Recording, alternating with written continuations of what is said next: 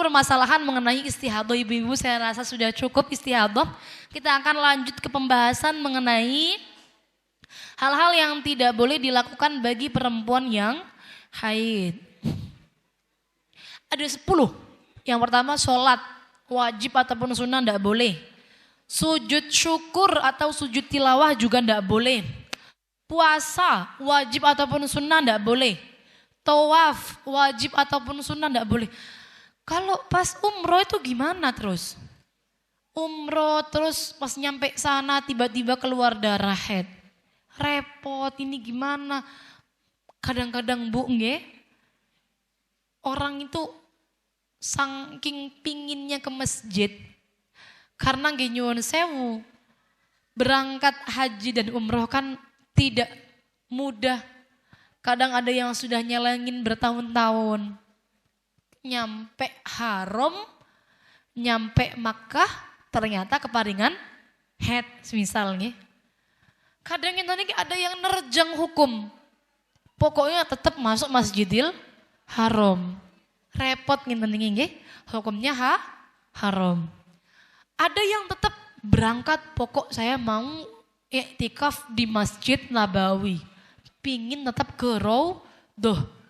Karena eman-eman ngumpul-ngumpul uang lama, pas berangkat ternyata keparingan haid. Maka sebenarnya ini adalah tidak boleh. Lantas pripun kalau di Makkah Madinah menjumpai haid, apa yang harus kita lakukan? Biarkan darah keluar mengalir yang pertama. Yang kedua boleh digunakan terapi. Atau panjenengan kalau punya dokter atau kalau bisa minum pil yang penghambat itu biasanya bisa. Tapi tidak boleh mepet. Yang paling sering niku ibu-ibu kalau minum pil penunda haid niku mepet. Jadi semisal berangkat umrohnya bulan ini, dia minum pil penunda haid juga bulan ini. Niki salah. Kalau mau minum pil penunda haid, pengatur hormon itu bulan sebelum-sebelumnya, 2 bulan minimal, 3 bulan sebelumnya. 3 bulan sebelumnya sudah mulai diancang-ancang, diatur hormonnya. Niku bisa.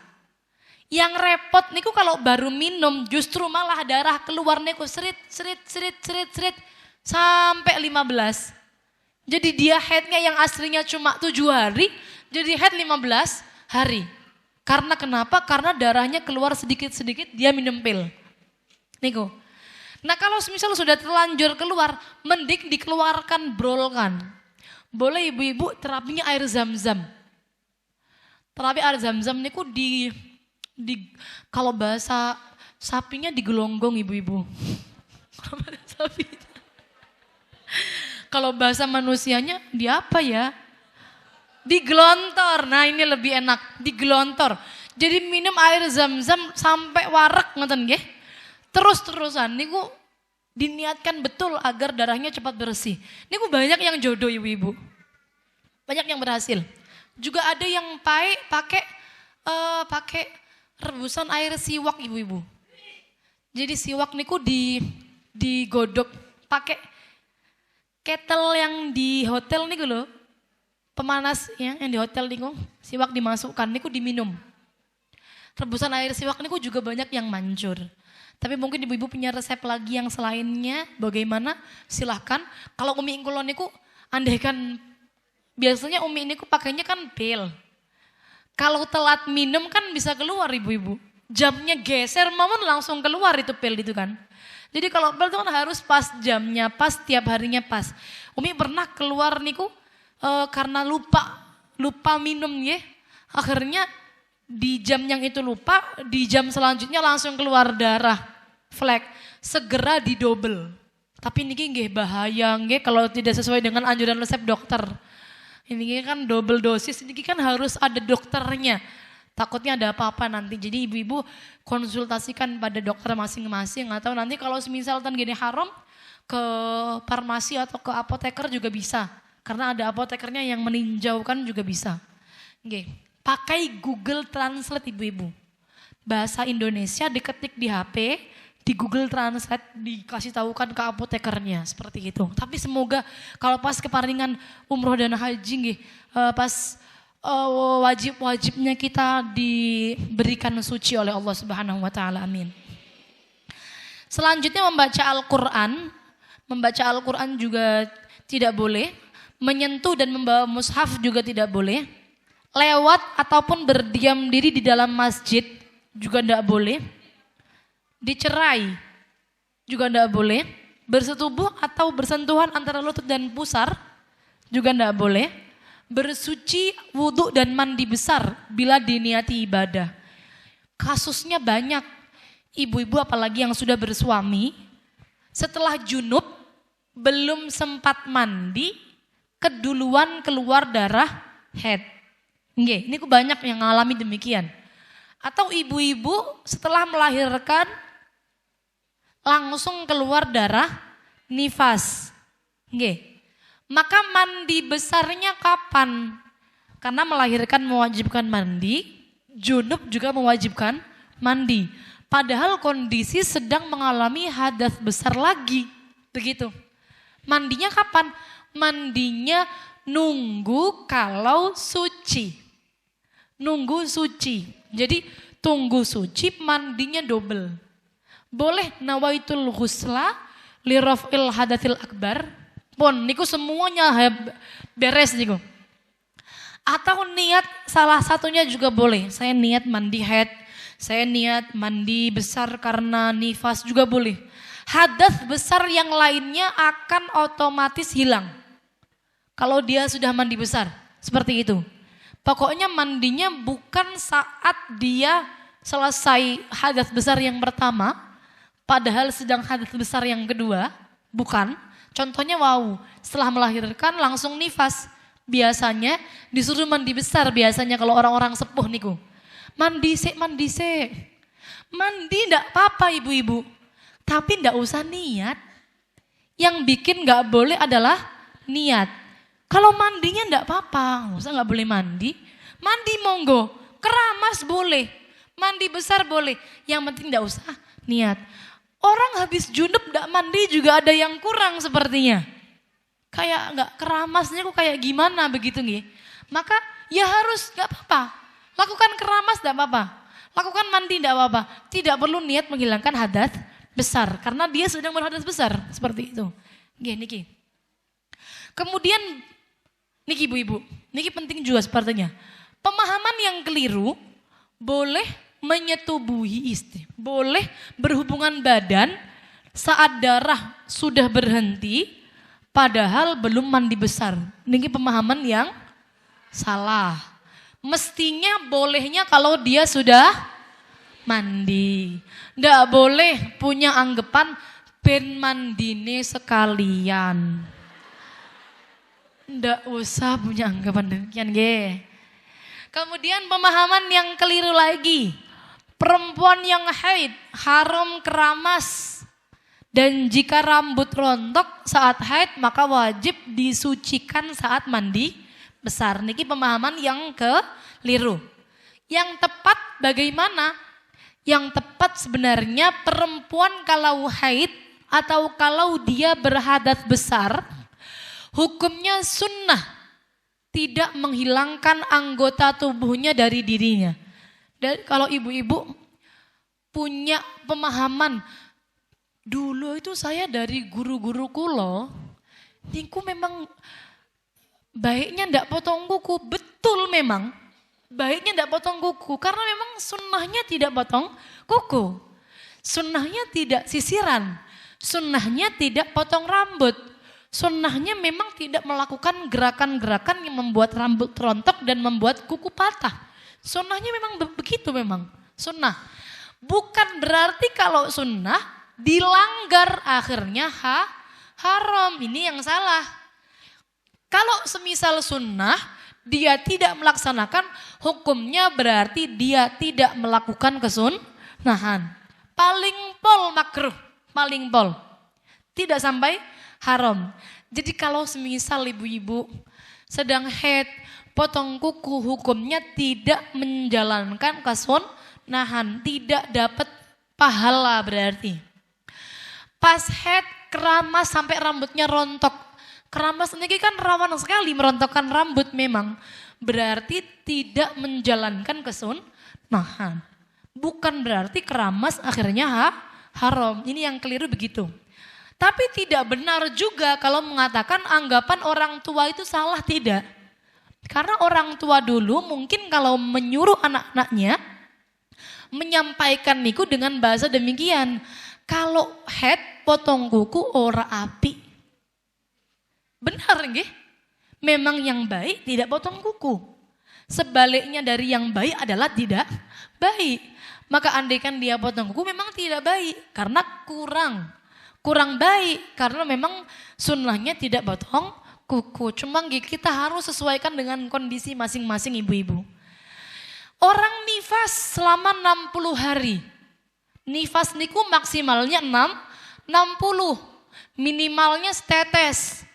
Normalnya 40, tapi maksimalnya 60. Kok 60 hari enggak potong kuku, kasihan bayinya.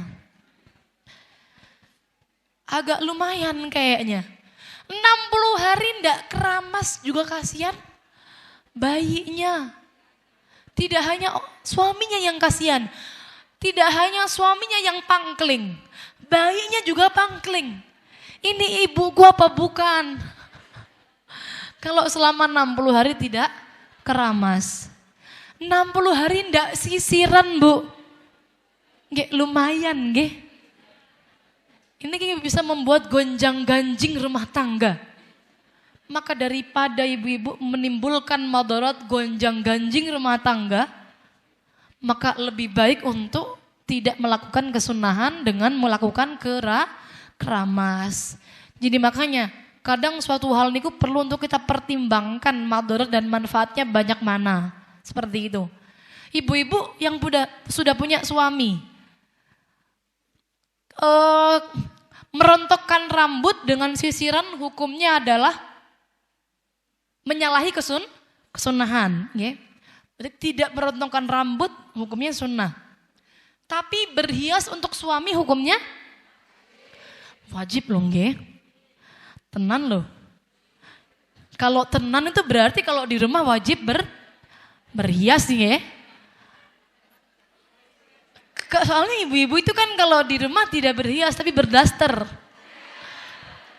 Berhiasnya itu kapan? Kalau pas mau kondangan. Kalau pas mau muslimatan. Kalau pas mau jamiahan. Padahal berhias kepada suami hukumnya adalah wajib.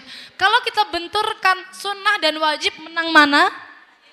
Wajib. Tapi jangan dibuat dali-dali doang. Kalau pas head berhias, repot ibu-ibu. Pas nggak head nggak berhias. Lah ini repotnya begini nanti. Head dan tidak head berhias terus. Nge. Pun.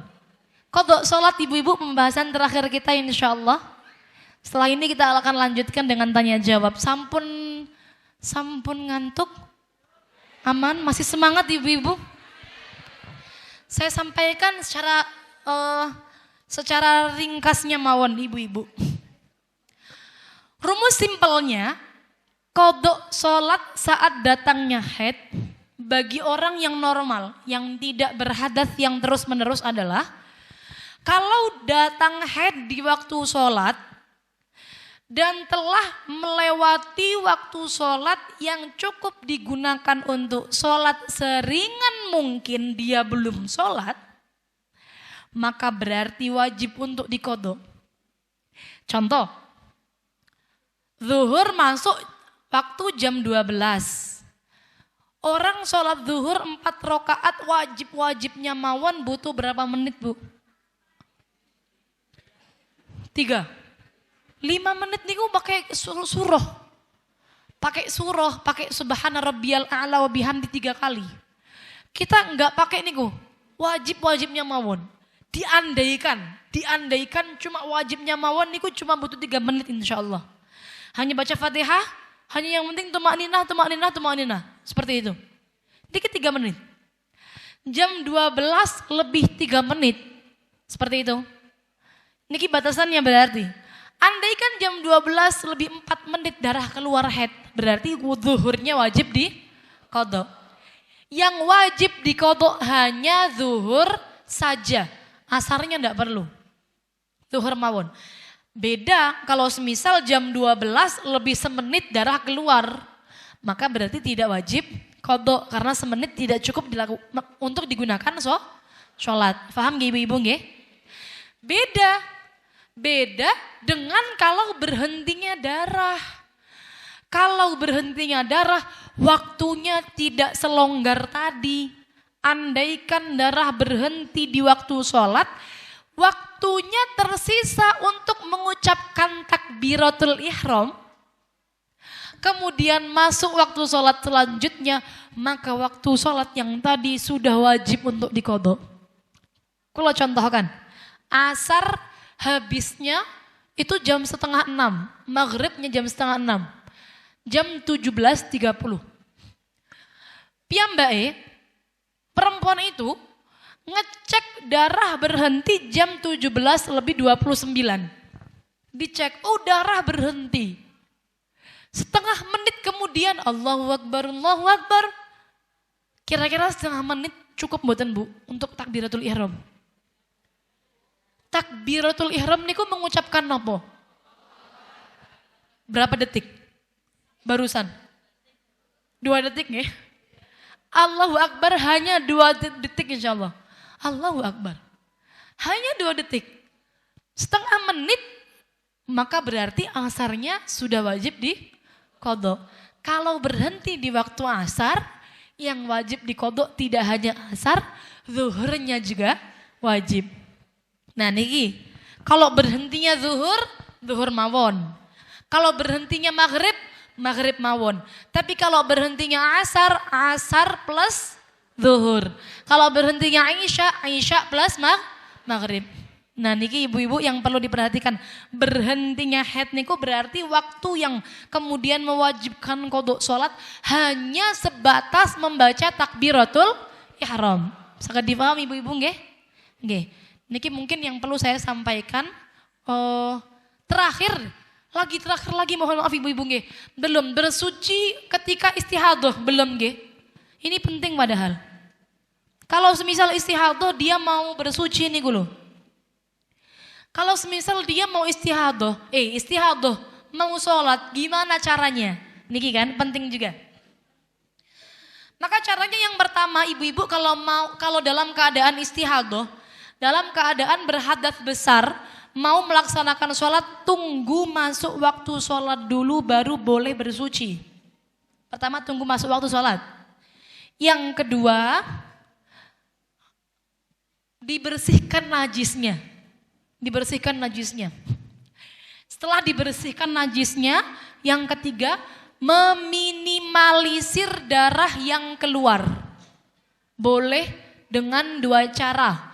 Cara yang pertama penyumbatan, cara yang kedua pembalutan.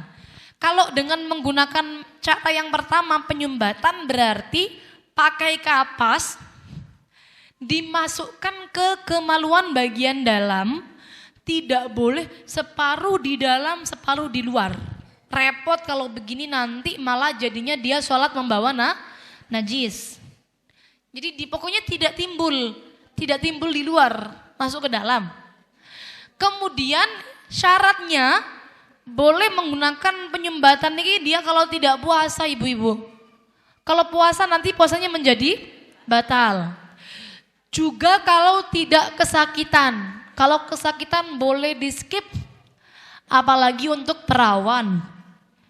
Syekh Yusri tidak menyarankan perawan menyumbat. Jadi nanti perawan bagaimana? Nanti boleh pakai cara yang selanjutnya. Lah ibu-ibu ini bagaimana? Ibu-ibu kan sudah tidak perawan. Jadi maka kalau bisa pakai cara yang ini. Seperti itu. Kemudian yang selanjutnya tadi ya, kalau tidak puasa, kalau tidak menyakitkan, dan juga kalau tidak membahayakan. Kalau membahayakan maka tidak perlu. Ibu-ibu pakai penyumbatan niki harus benar. Nanti kalau tidak benar malah justru akan tercecer-cecer kemana-mana darahnya. Seperti itu. Kemudian yang selanjutnya dengan pembalutan. Pembalutan niki bagaimana? Pembalut bersih plus celana dalam yang ketat. Karena kita mau meminimalisir darah yang keluar. Kalau celana dalamnya tidak ketat, namanya meminimalisir apa menampung? Menampung.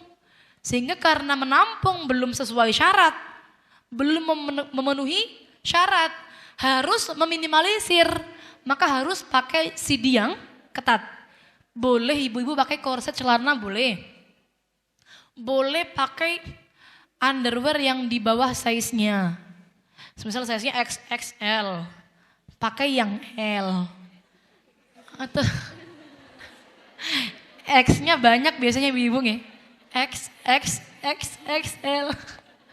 Pakai yang XL. Begitu. Jadi tujuannya supaya tidak gerak kemana-mana dan supaya meminimalisir darah yang keluar. Kalau ibu-ibu pingin cuma pakai pembalut boleh enggak? Ada yang memperbolehkan mengikuti Imam Romli.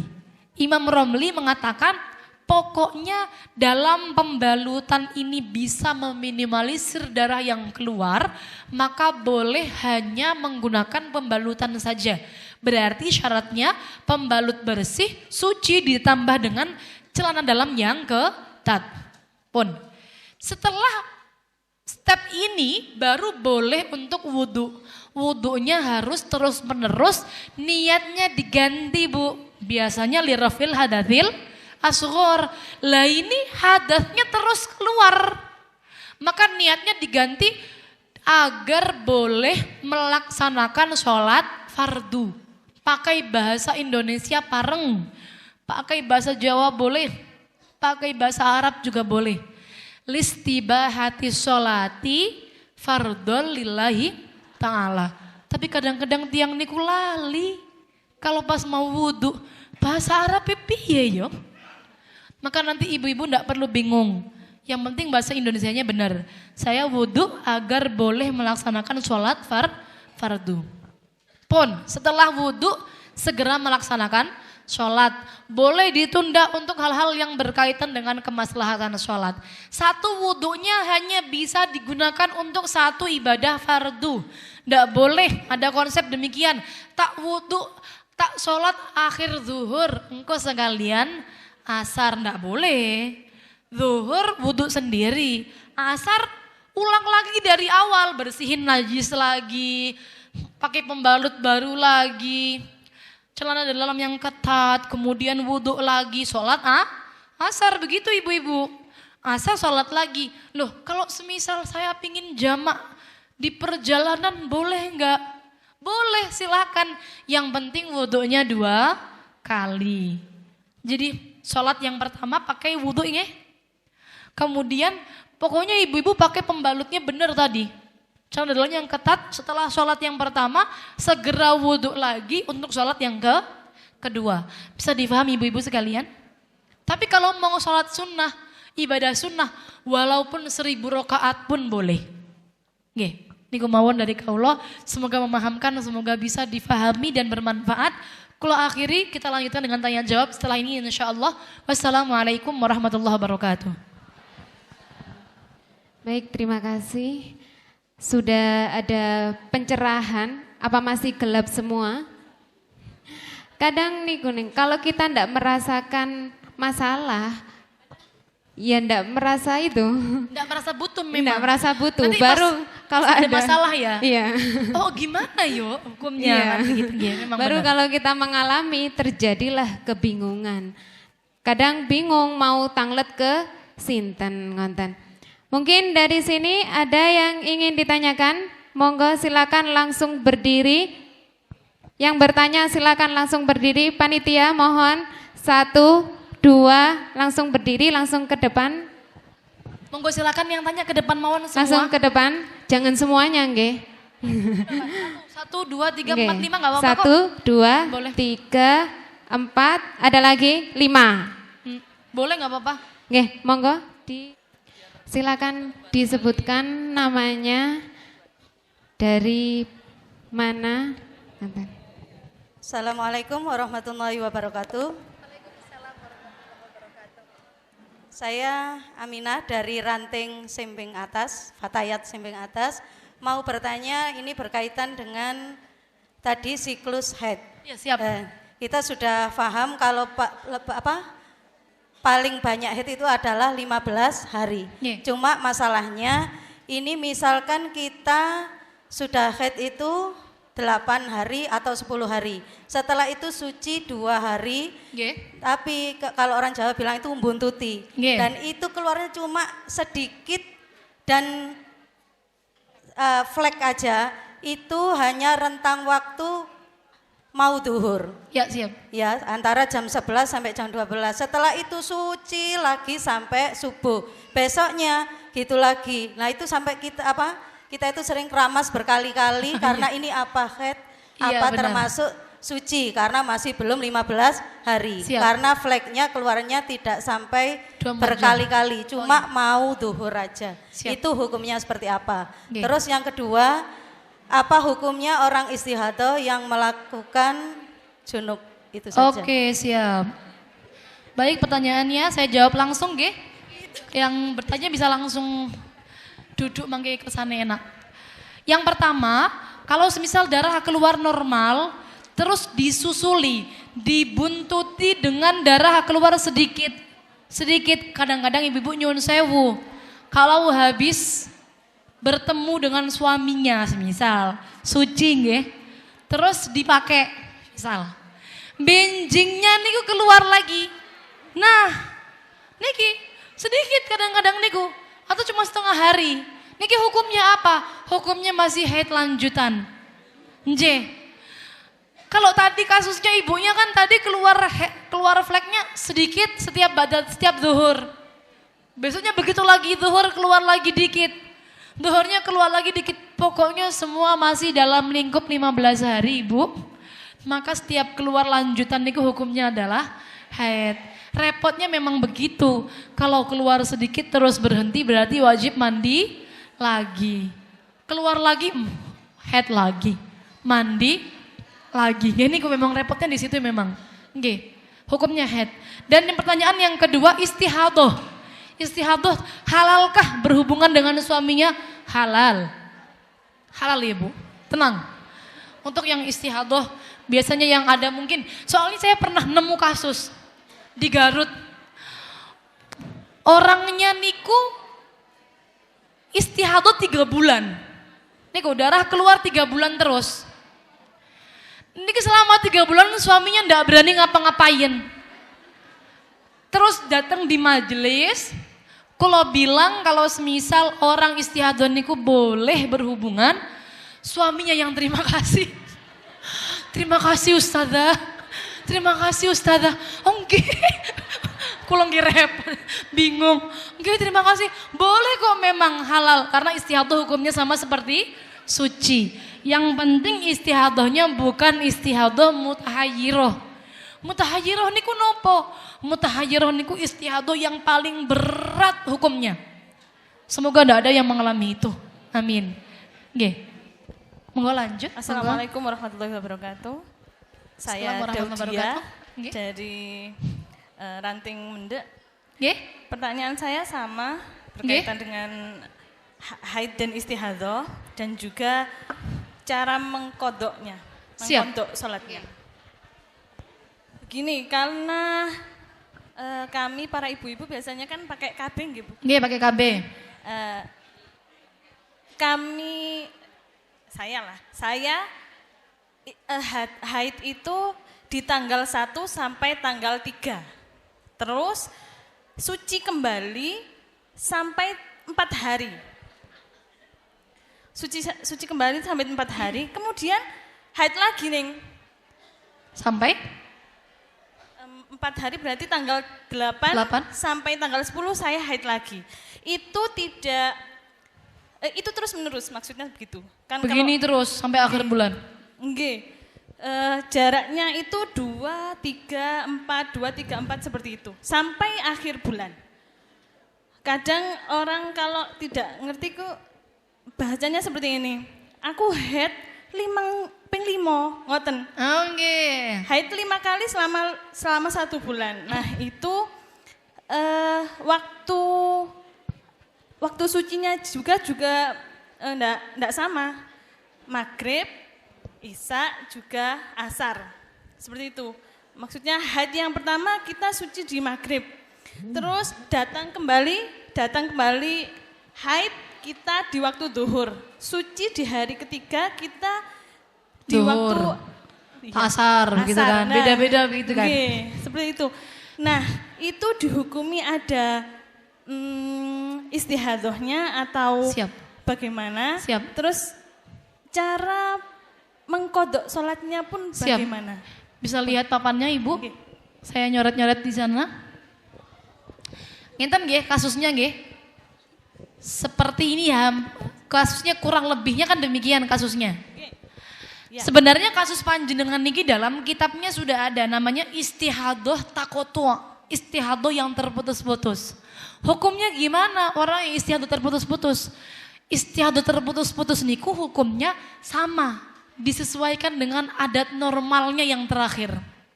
Repotnya di sini, kalau adat normal terakhirnya enggak dicatat.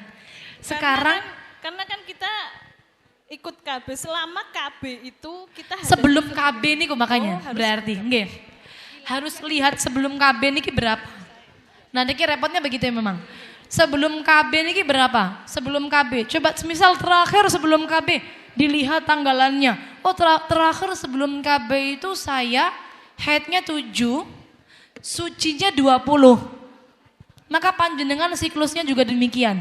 Dalam 7 hari darahnya yang ada darah selama ada 24 jam hukumnya haid. Ngonten, nih berarti kan yang 7 hari awal yang ada darahnya cuman 3 nggih? Cuma 3. Ya. Maka ini hukumnya haid. haid. Terus selanjutnya di dalam kan haidnya 7, misal istihadohnya sucinya yang terakhir 23. Dalam 23 hari yang ada darahnya hukumnya semua istihadoh. Berarti ini istihadoh, niki istihadoh, niki istihadoh, niki istihadoh. Enten ya? Enten. Kemudian siklus yang kedua, kan panjenengan sudah punya siklus 7 dan 23. Di 7 yang bulan kedua kok ada darah lagi, hukumnya haid lagi. Begitu. Pokoknya darah yang dalam 7 hari ada 24 jam haid lagi. Di luar 7 hari hukumnya istihadoh. Pakainya niku konsepnya. Seperti itu mudahnya seperti itu. Saya niki lupa. Haid yang terakhir kapan? Yang sebelum-sebelumnya selalu menghukumi yang darah haid. Yang berhenti suci. Maka enggak masalah. Biarkan enggak apa-apa yang sudah-sudah itu panjenengan menghukumi darah haid suci berhenti niku enggak apa-apa. Ada madhab lain yang mengatakan demikian. Cuman untuk sekarang perlu untuk diperhatikan, nggih, dicatat seperti itu. Kalau panjenengan lupa adat yang terakhir berapa, nanti sebenarnya mutahayyiroh sebenarnya. Cuman mutahayyiroh niku ada hukum yang lebih ringan, yaitu nanti disamakan dengan normalnya orang. Normalnya perempuan niku haidnya 7 hari, sucinya 23. Jenengan boleh pakai ini. Siklusnya 7, 23. Oke, bisa dipaham? Bisa. Oke. Kodok sholatnya gimana? Ya nanti kodok sholatnya yang semisal itu istihadoh jenengan ndak sholat perlu dikodok. Yang istihadah. Yang istihadoh saja. Karena kan kalau darah berhenti jenengan pasti harus sholat kan? Oke. Cukup? Nggih, terima Siap. kasih, Ning. Oke. Silakan penanya selanjutnya. Oke. Monggo Ibu. Assalamualaikum warahmatullahi wabarakatuh. Waalaikumsalam warahmatullahi wabarakatuh. Nama saya Vicky saking Wonorejo Barat. Kebetulan saya juga asli Kediri, Ustazah. Dari Kediri. Yang saya tanyakan, saya mau tanya qaul as-sahbi sama qaul talfik. Siap. Ini apa bisa kita gunakan seperti madhab? Siap. Nopo kita gunakan sesuai karepe awake dhewe ngoten. Oke. Siap. Semisal kayak puasa gitu tadi Iya. deh. Pas puasa tok pakai talfek. Lah, ngoten. Apa Kalau pas nggak seperti puasa itu? pakai sahbi. Lah, Ambil enaknya begitu ya? iya iya. Pripun? Apa Oh, oke. seperti madhab nopo? Siap. Oke. Assalamualaikum. Terima kasih pertanyaannya Ibu. Qaul ashabi dan qaul sebenarnya kita kalau mendapati ada 2 perbedaan pendapat dalam satu mazhab nggih. Maka bolehkah kita pengennya sekarang pakai ini, besok kalau pengennya berubah pakai itu, boleh nggak sebenarnya? Sebenarnya boleh-boleh saja ibu-ibu, yang penting pendapatnya itu bisa dipakai. Qaul as-sahbi dengan qaul talfik, itu dua-duanya pendapat yang boleh dipakai. Semisal pas puasa, ibu-ibu pengennya pakai qaul talfik, biar kodoknya nggak terlalu banyak. Boleh nggak? Boleh. Padahal kalau hari-hari nggak puasa pakainya qaul as-sahbi, biar headnya banyak. Kan kadang-kadang kan begitu kadang-kadang. Maka boleh-boleh saja. Beda dengan madhab. Kalau madhab kan kita perlu yang namanya satu qodiyah, satu paket. Kalau pakai madhab lain bagusnya adalah satu paket. Wudhu plus batalnya, sholat plus batalnya plus syaratnya. Tidak boleh ngambil cuma dikit-dikitnya mawon. Kadang-kadang kan demikian. Tapi kalau madhab, kalau perbedaan pendapat dalam satu madhab boleh digunakan sesuai dengan kebutuhan boleh. Nggih, longgar mawon ibu. Dua-duanya boleh dipakai. Silakan penanya selanjutnya. Assalamualaikum warahmatullahi wabarakatuh. Perkenalkan saya Nur Laila dari Kecamatan Turen. Izin bertanya nih, yang akan saya tanyakan yaitu tentang pil penunda haid.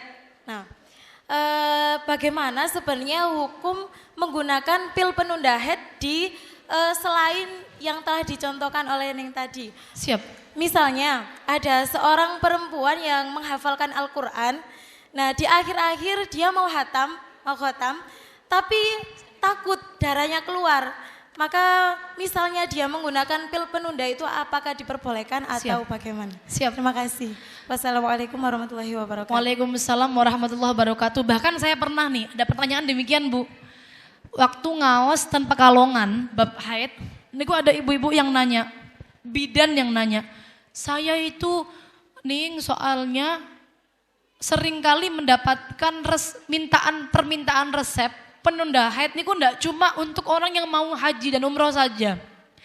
Kadang suaminya baru datang dari bepergian, terus waktunya haid, ini ibunya ndak pingin haid, akhirnya minta ke bidan pil penunda haid.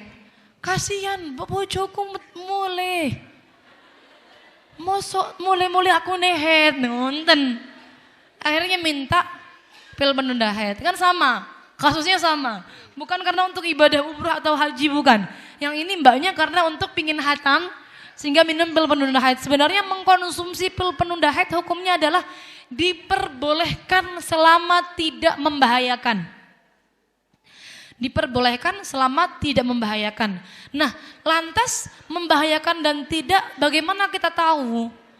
Selama resepnya dari dokter dan tidak dikonsumsi secara terus-menerus, berkelanjutan, maka insya Allah ini diperbolehkan. Yang bahaya adalah dikonsumsi dengan terus-menerus atau dikonsumsi rutin. Misal setiap 2 bulan sekali dia mengkonsumsi, setiap 3 bulan sekali dia mengkonsumsi. Ini yang bahaya ibu.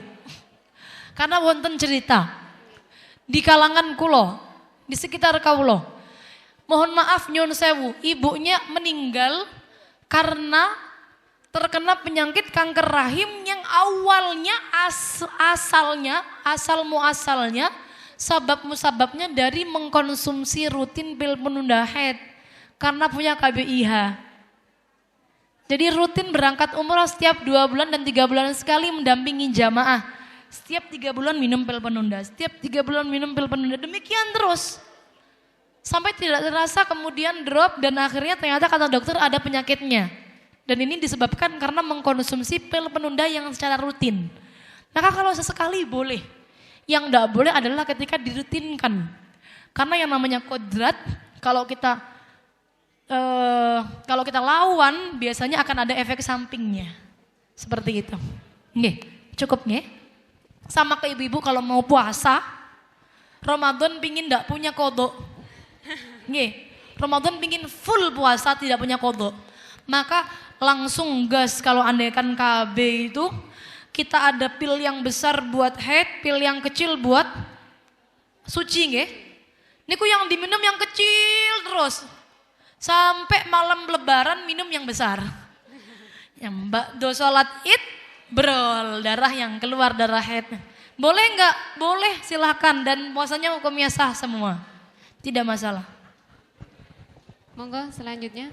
Assalamualaikum warahmatullahi wabarakatuh. Waalaikumsalam warahmatullahi wabarakatuh. Ya, perkenalkan saya Umu dari Jombang. Oh, Jombang. Jombang, siapa atas nama? Umu. Umu. Memang menetap di Malang. Ya, tadi kereta. Ning. Oh, tadi ngereta dari Malang, Masya Demi Allah. ning Sheila nggih. Hebat. Izin bertanya Neng, terkait waktu bersuci, misalnya kita waktu bersucinya di waktu maghrib.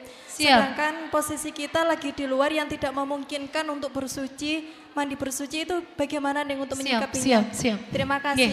nggih.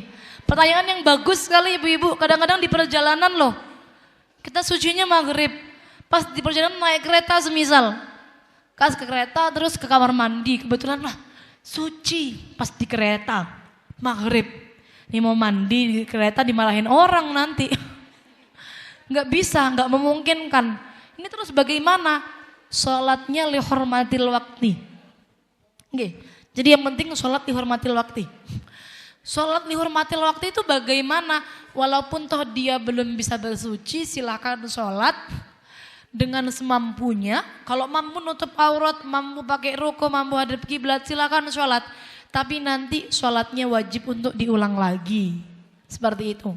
Kalau sudah sampai di tempat yang bisa suci, mandi besar, sholatnya diulang lagi semua. Tapi sholat, jadi walaupun dia belum bersuci sholat, tetap sholat. Sholatnya niatnya lihormatil waktu. Nje. Karena sudah kadung waktunya. Kayak bandara, di bandara juga demikian. Kan tidak mungkin untuk bersuci kan? Sama. Jadi bagaimana? Apakah wajib sholat? Enggak. Wajib sholat tetap. Lihormatil waktu. Sebenarnya ada solusi lain. Kalau semisal kita di bandara bisa digantikan dengan tayamum. Contohnya enggak ada air yang mencukupi untuk mandi. Maka kita bersihkan najis, tayamum badalan anil husli. Tayamum pengganti mandi. Sementara demikian. Kalau bisa, tapi kan kadang-kadang di setiap tempat tidak semua ada debu untuk digunakan tayamum. Jadi debu yang digunakan untuk tayamum niku ibu-ibu sekalian, niku harus debu yang adlahu hubarun. Ada debunya, ada bentuknya. Nggak boleh ibu-ibu kalau begini, menganggap semua tempat itu berdebu. Begini langsung tayamum, nggak boleh. Nggak ada hubarnya, nggak ada debunya ini. Nggak ada apa-apanya ini. Ini tidak mencukupi syarat untuk tayamum. Kadang soalnya saya lihat, kadang-kadang di pesawat tayamum, pesawat itu nggak ada debunya ibu-ibu. Bersih. Sudah pakai disinfektan malah. Disemprot dulu kadang-kadang ya. Atau di kereta juga sulit sekali menemukan debu yang demikian. Maka jalan terakhir adalah menggunakan sholat dihormatil waktu. Siap. Terima kasih pertanyaannya. Silakan pertanyaan selanjutnya. Assalamualaikum warahmatullahi wabarakatuh. Waalaikumsalam warahmatullahi Perkenalkan wabarakatuh. nama saya Emil dari Lawang. Nggih. Izin bertanya Ustazah, kan tadi ada pembahasan tentang ambeien. Kebetulan Ambeien. saya kan punya penyakit itu. Kan itu kan ambeien itu kan tadi dikatakan Ustazah itu disunahkan mandi. Mandi. Ya, kebetulan saya enggak tahu kalau itu disunahkan mandi. Kira ini kayak penyakit biasa gitu. Iya. Itu disunahkan mandi sunnah atau mandi besar gitu? Oh iya, mandi besar kan mandi sunnah maksud saya. Oh, mandi besar yang kayak haid gitu. Oh iya, mandi sunnah itu kayak mandi besar sama persis. Oh, berarti Jadi mandi sunnah dengan mandi besar, tata caranya itu sama persis. Yang beda hanya niatnya. oh iya. Nggih. Nggih. Enggak apa-apa kalau kemarin-kemarin saya kan enggak tahu kalau itu harus disunahkan untuk mandi. Jadi saya enggak pernah Nggak tahu, apa-apa. enggak apa-apa. Nggak apa-apa. Andai kan setelah ini nggak mau mandi juga nggak apa-apa. Karena semisal ambayannya keluarnya sehari sampai 5 kali semisal nggih. Darahnya keluar sehari 5 kali. Oh, mandi bolak-balik nggih kasihan kan nggih. Mandi bolak-balik capek semisal. Maka nggak apa-apa. Sunnah kalau mau dilakukan dapat pahala. Kalau tidak dilakukan tidak apa-apa. mendapatkan pahala dan tidak mendapatkan dosa. Oh, iya. Nggih. Tidak masalah. Mandi sunnah itu tata caranya persis kayak mandi wajib. Yang beda niatnya. Hanya niatnya. Iya. Oke. Makasih nggih Ustazah. Sama-sama. Assalamualaikum warahmatullahi wabarakatuh. Waalaikumsalam warahmatullahi wabarakatuh. Oh, tinggal satu itu lagi. Penanya terakhir. Oke. Bismillahirrahmanirrahim. Assalamualaikum warahmatullahi wabarakatuh. Waalaikumsalam warahmatullahi wabarakatuh. Perkenalkan, nama saya Sofita Ningsih dari Argosuko, Kecamatan Poncokusumo, Kabupaten Malang. Mohon izin Ustazah. Apa itu? Kenapa? Oh. Jauh. Oke. Mohon izin bertanya terkait untuk memastikan keluar atau tidaknya terkait darah haid. Nah, itu tadi kan sudah dijelaskan bahwa kalau keluar darah, entah itu darah haid atau bukan, di waktu sholat Ustazah. Kan kita biasanya waktu sholat itu mama kayak terasa ser gitu. Iya memang, seringkali Iya. demikian. Lah, untuk kasus yang seperti itu, kita itu lebih memilih untuk memutuskan sholat, maksudnya membatalkan sholat dengan ngecek kita itu sedang, oh ini keluar darah enggak ya, seperti itu Ustazah. Siap. Untuk pertanyaan yang kedua, mohon izin, tadi sudah dijelaskan juga untuk ngecek masuknya, keluarnya darah itu dengan kapas. Ya. Oke, salah satunya seperti itu. Nah itu untuk memasukkannya kan takut berbahaya nggih. Kira-kira apakah ada ukuran senti atau pakai jari atau gimana? Siap. Nggih. Mungkin itu saja. Kelihatan kalau mesti jomblo ibu-ibu nggih. Siap. Ya mungkin itu saja pertanyaan dari saya. Ada kurang lebihnya mohon maaf. Wassalamualaikum warahmatullahi wabarakatuh. Waalaikumsalam warahmatullahi wabarakatuh. Pertanyaan yang pertama tadi terkait dengan keluar darah di waktu sholat. Jadi memang ibu-ibu kalau sholat niku kita gampang sekali kena penyakit was-was. Gampang sekali kita kayak ada mamang. Jangankan sudah sholat, belum sholat kadang-kadang nggih. Habis dari kamar mandi kita jalan kayak kentut dari depan, plek. Atau kadang-kadang niku saya kayak ada yang keluar ser begitu ya. Kadang-kadang memang demikian. Lah niki saran saya tidak usah dicek. Tidak usah dicek dulu karena kalau kita punya wudhu, kita mau sholat itu sering kali dapat was-was demikian. Apalagi setelah istinja. Wonten, karena takut was-was niku kalau diturutin akan semakin menjadi-jadi. Semisal kita gampang ngecek, nanti sebentar lagi akan muncul lagi itu perasaan yang sama, berulang lagi. Sehingga pintar-pintarnya untuk enggak. Kalau ragu-ragu yang keluar ada yang keluar atau tidak, berarti tidak ada yang keluar. Kalau ragu-ragu ada yang keluar atau tidak, batal atau tidak wudhunya berarti tidak batal. Wonten. Rumusnya begitu supaya mantap hatinya. Lho panjenengan terus kerasa betul ada yang keluar sebelum sholat. Kayak betul-betul basah. Semisal kan beda nggih, yang ragu-ragu dengan yang yakin. Kalau begini maka perlu untuk cek dulu. Kalau semisal yang keluar ternyata bening, maka andaikan ragu-ragu bening ini keluar dari mana, area luar apa area dalam, maka hukumnya suci dan tidak membatalkan wudhu. Suci dan tidak membatalkan wudhu kalau ragu-ragu. Perempuan itu kan nggak ngerti keluar cairan bening dari mana keluarnya. Yang penting panjenengan tidak ada indikasi syahwat. Kalau bening itu bisa jadi karena madhi. Madhi niku karena ada syahwat. Kalau jenengan tidak sedang bersyahwat, tidak sedang beginian, maka andaikan ragu-ragu, suci dan tidak membatalkan wudhu. Seperti itu. Sudah masuk sholat, belum selesai kadang-kadang was-wasnya. Masih juga was-was keluar angin atau keluar cairan masih ada. Kadang-kadang sampai selesai sholat. Kalau enggak sholat, enggak pernah was-was. Hanya pas mau sholat. Sholat aja. Pas sholat kerasa betul ada yang keluar. Kalau memang kerasa betul ada yang keluar, jenengan menurut saya, karena masih dimungkinkan beberapa kemungkinan antara darah yang darah ataupun cairan bening tadi nggih. Cairan bening tadi kan suci dan tidak membatalkan wudhu itu. Kalau kita nggak ngerti keluar dari mana, maka nanti berarti lanjutkan dulu sholatnya. Sampai salam.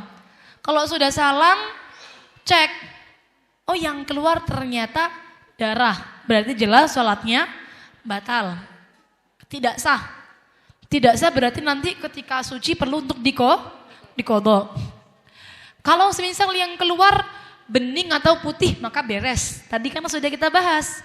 Suci dan tidak membatalkan wudu. Sholat kan tidak mungkin karena ada syahwat kan Bu. Pas sholat masuk sampai segitunya kan tidak mungkin. Kalau yang keluar kuning dan keruh gimana terus? Kuning dan keruh itu indikasinya dari dalam. Kalau dari dalam hukumnya adalah najis. Sehingga sholatnya batal, kita perlu bersihkan najisnya, wudunya batal, kita perlu wudu lagi, kemudian sholat lagi. Seperti itu. Bisa difaham? Contoh yang kedua, ngecek suci seberapa sentimeter dalamnya, ukurannya. Yang penting area yang tidak nampak saat duduk jongkok. Jadi jenengan duduk jongkok dulu, ditekan sedikit ke dalam. Segini, ditekan sajalah ke dalam. Segini mungkin, kan ditekan itu nggak masuk ya. Ditekan dengan masuk ini kok beda ya. Ditekan begini ya sedikit ke dalam. Mungkin hanya sekian mungkin. 2 cm, 3 cm mungkin ya. Pokoknya agak sedikit ke dalam ditekan lah. Tekan sedikit ke dalam. Jangan terlalu dalam juga. Tidak baik juga.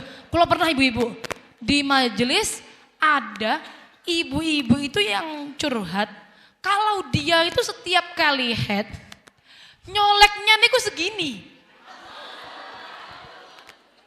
Masuk segini.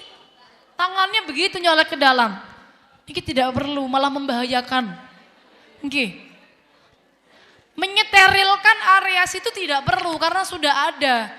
Gusti Allah niku sampun menyiapkan cairan-cairan yang memang khusus nyeterilkan area itu. Jadi tidak perlu kita masuk ke dalam begini-begini. Niku betul-betul ibunya begitu setiap head. Saya kalau head itu ning ya, pasti saya masukkan segini dulu. Hah? Ibu ngapain kalau begitu? Ya soalnya kalau nggak segini saya nggak mantep begitu. Jangan ya. Oke. Cukup sedikit ke dalam, yang penting masuk ke area yang tidak jenengan sucikan saat duduk jongkok. Jadi yang duduk jongkok tidak kelihatan. Masuk sedikit mungkin ya, berarti seginilah. Seperti itu. Oke. Terima kasih pertanyaannya. Siap. Berarti termasuk kados kuif ini kun apa nih? Kuif itu kentut dari arah depan. Kuif ini membatalkan wudhu ibu. Tapi kalau jenengan yakin keluar angin, kalau yakin keluar angin, yang masalahnya kan perempuan seringnya nggak yakin, kayak keluar, kayak enggak. Pura-pura gak yakin.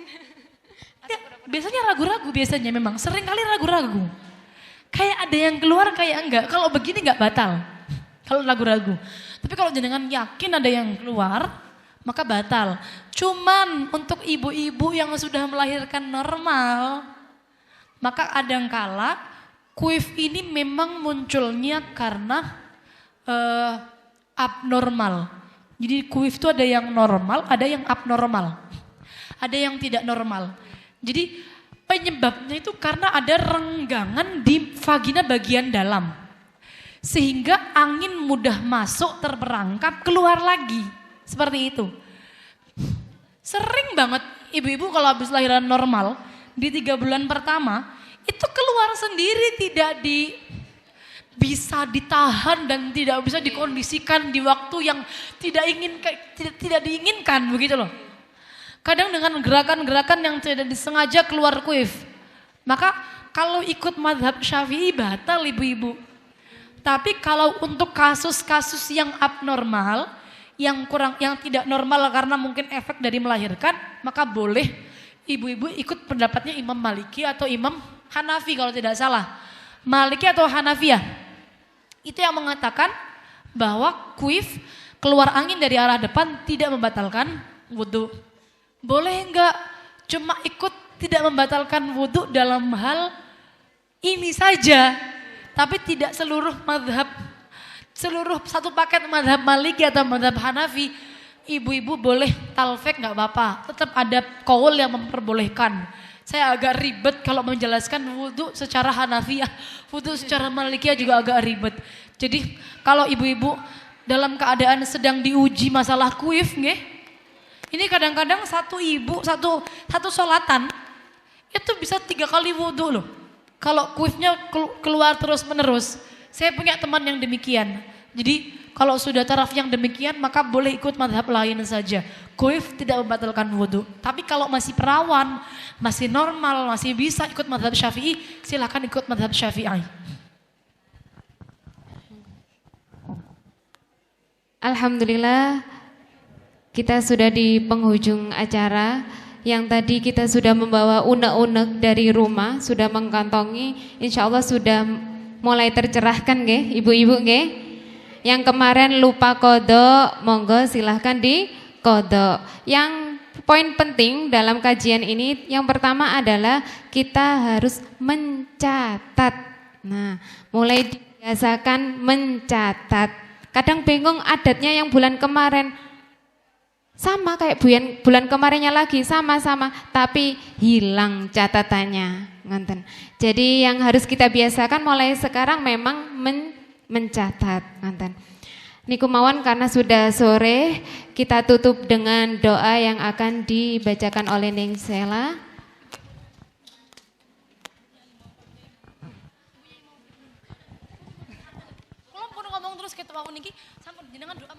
Nanti langsung kita lanjut foto bersama nganten.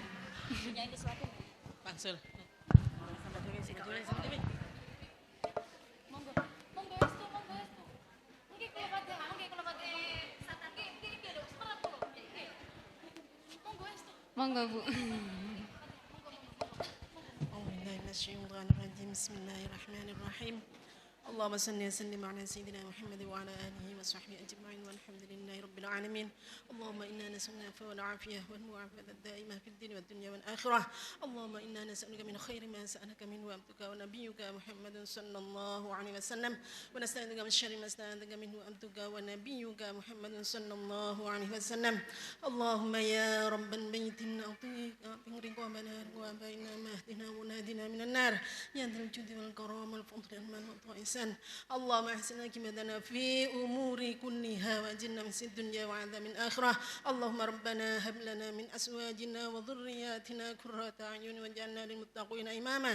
ربنا آتنا في الدنيا حسنه وفي الاخره حسنه وقنا عذاب النار وادخلنا الجنه مع الابرار يا عزيز يا غفار يا ستار يا رب العالمين. وصلى الله على سيدنا محمد النبي الامي وعلى اله وصحبه وبارك وسلم.